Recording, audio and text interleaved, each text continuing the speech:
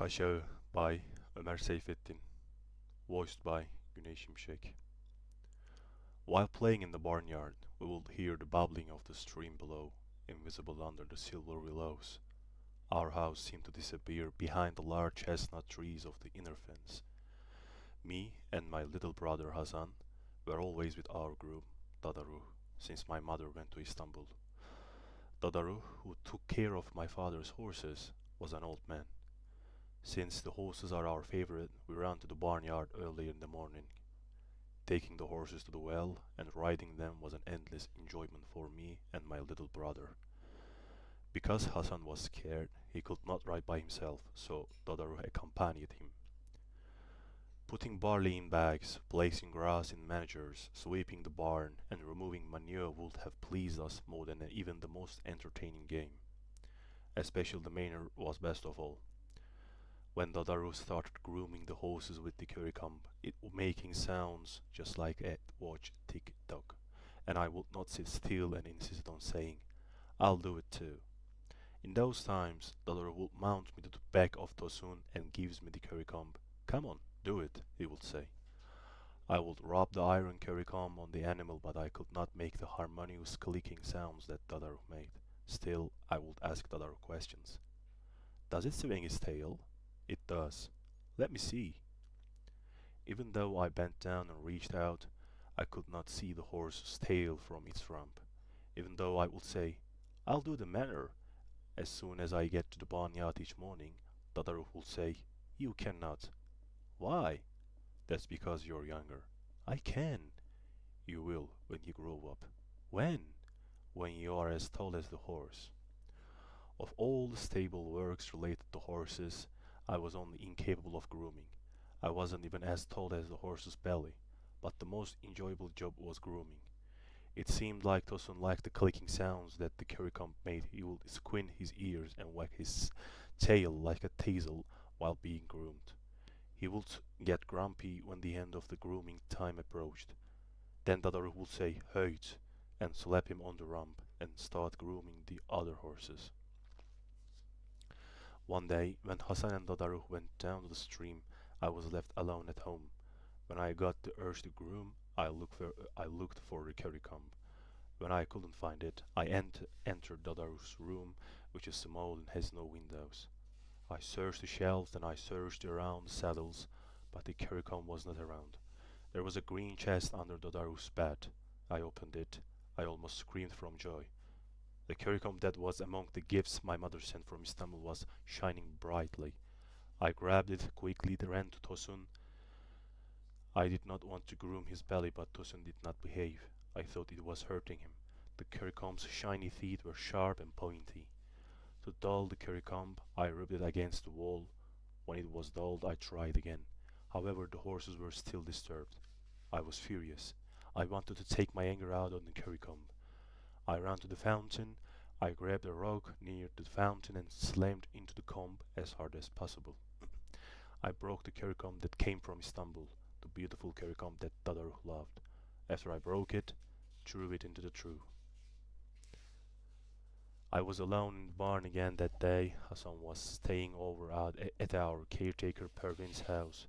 My father would visit the barn and look around every time he leaves the house in the morning. While he was looking around the fountain, he saw the broken curry comb inside the trough. He yelled at Dadaru, "Come here!" I was left speechless. I was so afraid. Dadaru was confused. When the broken curry comb surfaced, my father asked who broke it. Dadaru said, "I don't know."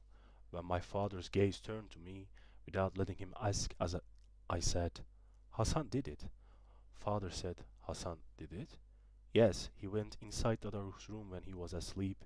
He took the curry comb from the chest and crushed it with a rock." "Why didn't you tell Dadaru?" "He was sleeping." "Call Hassan now."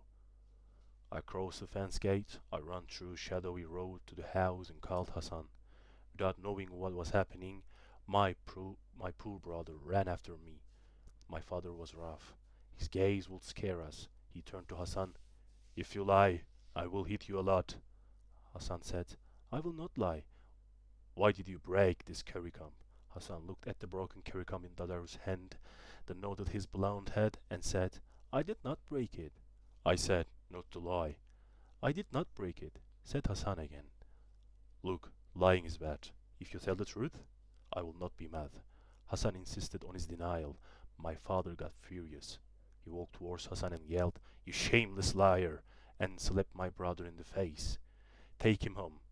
Do not ever let him in here. He will always be with Pervin," my father yelled.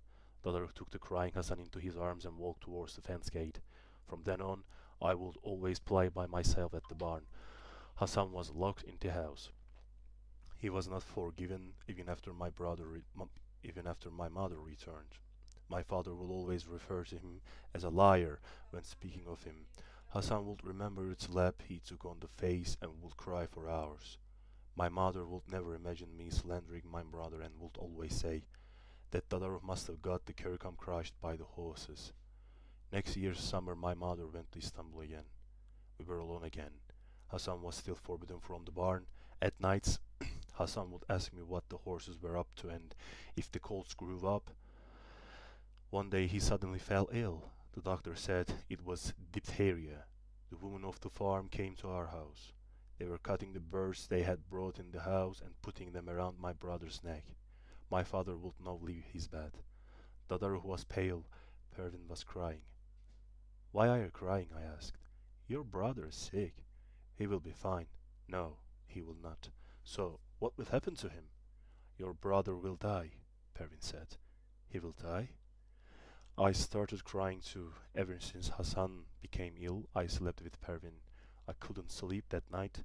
I would dream of my brother if I slept. "Slanderer," he would call me. I woke Pervin up. "I am going to Hassan." "Why?" "I have to talk to my father." "What are you going to tell him?" "That I broke the curry comb." "Which curry comb?" "My father slapped Hassan for it, remember?" I couldn't complete my sentence. I told everything to Pelvin while crying. If I told my father, maybe Hassan would hear and would forgive me. "You can tell him tomorrow," said Pelvin. "No, I will go now. Your father is sleeping now. Hassan is also asleep. You can tell him tomorrow morning. You can kiss your brother and he will forgive you." "Right then, go to sleep now." I couldn't sleep until morning, when the day was breaking.